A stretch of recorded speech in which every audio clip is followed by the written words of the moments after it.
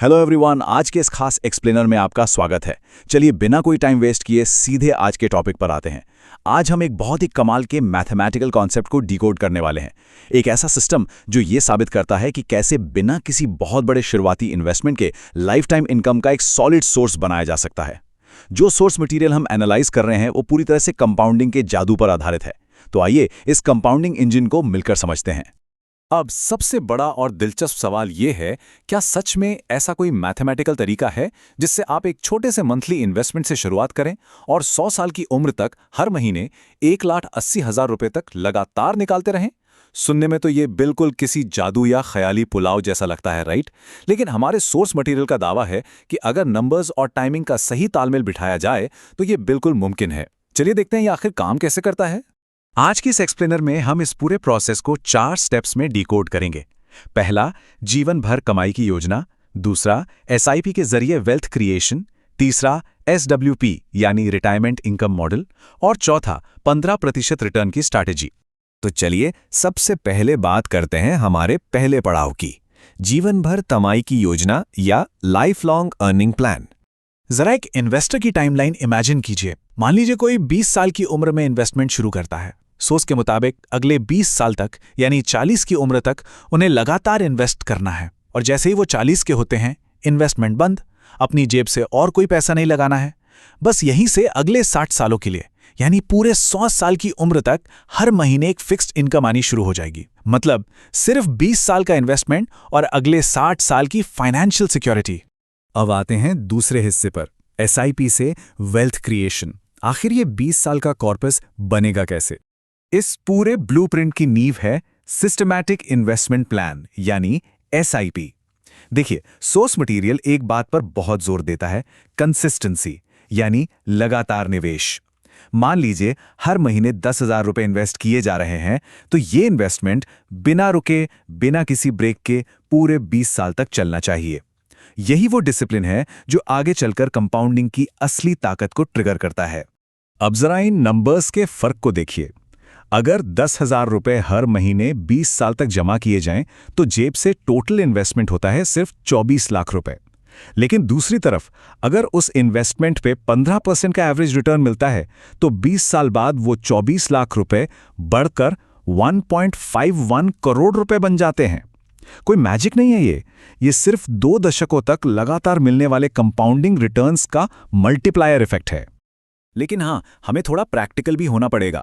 Source material कुछ बहुत ही important variations भी हाईलाइट करता है।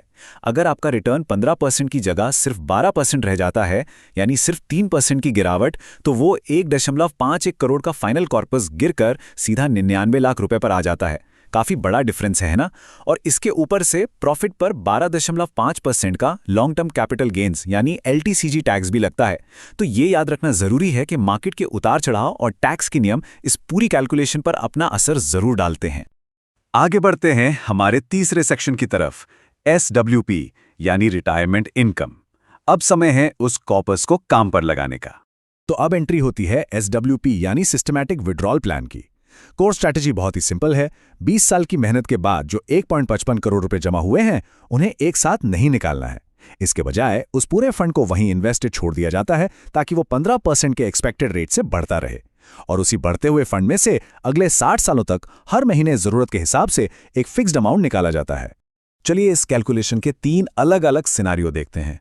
अगर हर महीने 1 लाख रुपए निकाले जाएं, तो 60 सालों में टोटल विड्रॉल होता है 7.20 करोड़ रुपए।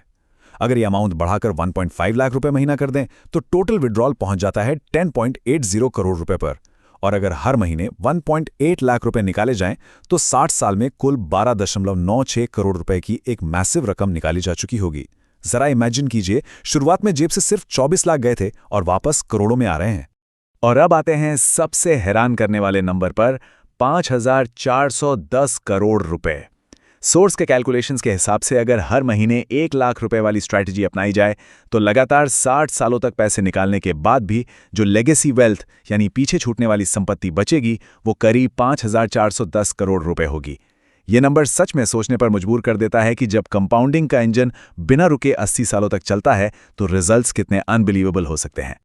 लेकिन ठहरिए, सोर्स ने यहाँ एक बहुत ही क्रूशियल वार्निंग भी दी है, महंगाई यानी इन्फ्लेशन का इम्पैक्ट। देखिए, 80 साल बाद जो वेल्थ बचेगी उसका मैथमेटिकल वैल्यू भले ही हजारों करोड़ में हो, लेकिन इन्फ्लेशन की वजह से असल जिंदगी में उसकी परचेसिंग पावर आज के मुकाबले बहुत कम हो चुकी होगी।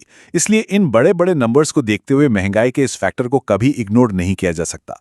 अब आते हैं हमारे आखिरी और सबसे इंपॉर्टेंट सेक्शन पर, 15% रिटर्न की रणनीति। आखिर ये 15% आएगा कहां से? सोर्स ने जो exact asset allocation strategy suggest की है वो एक 3 पार्ट डाइवर्सिफिकेशन मॉडल है। इसमें 10,000 रुपए के मंथली इन्वेस्टमेंट को 3 बराबर हिस्सों में बांट दिया जाता है। 33.3% निफ्टी 50 यानी लार्ज कैप में, 33.3% मिड कैप फंड में और बाकी का 33.3% स्मॉल कैप फंड में। हिस्टोरिकल डेटा को देखें तो निफ्टी 50 जो ज्यादा स्टेबल माना जाता है, उसने ऐतिहासिक रूप से 12 से 15% का रिटर्न दिया है। दूसरी तरफ थोड़े एग्रेसिव मिड कैप ने 15 से 17% और स्मॉल कैप ने 15 से 20% तक का रिटर्न दिया है। तो मैथमेटिकली जब एक स्टेबल लार्ज कैप को तेजी से ग्रो करने वाले मिड और स्मॉल कैप के साथ कंबाइन किया जाता है, तो इन तीनों का एवरेज उस 15% के टारगेट को अचीव करने के लिए डिजाइन किया गया है। सोर्स का एक बहुत ही शानदार कोट है जो इस स्ट्रेटजी के लॉजिक को एकदम क्लियर कर देता है। हम अपना सारा पैसा स्मॉल कैप में इन्वेस्ट नहीं कर रहे हैं क्योंकि वो रिस्की है। तीनों का एवरेज निकालकर 15% से ज्यादा का ओवरऑल रिटर्न पाया जा सकता है। इसका सीधा सा मतलब यह है कि सिर्फ सबसे ज्यादा रिटर्न के पीछे नहीं भागना है, बल्कि रिस्क को बैलेंस करना और डाइवर्सिफिकेशन करना सबसे ज्यादा जरूरी है। तो अगर इस पूरे ब्लूप्रिंट को हम समराइज करें तो इसमें 3 बहुत ही क्लियर स्टेप्स हैं। स्टेप 1, तीनों मार्केट कैप्स में हर महीने 10,000 रुपए इन्वेस्ट करना। स्टेप 2, पूरे 20 साल तक कंपाउंडिंग को अपना काम करने देना और एक बड़ा कॉर्पस बिल्ड करना। और स्टेप 3, उस कॉर्पस को SWP में शिफ्ट करके अपनी लगातार मंथली इनकम शुरू करना। ये एक्यूमुलेशन और डिस्ट्रीब्यूशन का एकदम परफेक्ट कॉम्बिनेशन है। अब जब हम इस एक्सप्लेनर के आखिर में आ गए हैं तो एक बहुत ही सोचने वाला सवाल सामने आता है। क्या आपकी current financial strategy long term compounding और डाइवर्सिफिकेशन की इस मैथमेटिकल पावर का सही इस्तेमाल कर रही है? देखिए, हमारा ये एक्सप्लेनर किसी खास प्रोडक्ट को प्रमोट नहीं कर रहा है। हम सिर्फ इस बात को डिकोड कर रहे थे कि टाइम, डिसिप्लिन और मैथमेटिक्स का सही इस्तेमाल वेल्थ क्रिएशन में कैसे मदद कर सकता है। इसी थॉट के साथ आज का ये एक्सप्लेनर हम यही खत्म करते हैं। हमारे साथ जुड़ने के लिए बहुत बहुत शुक्रिया।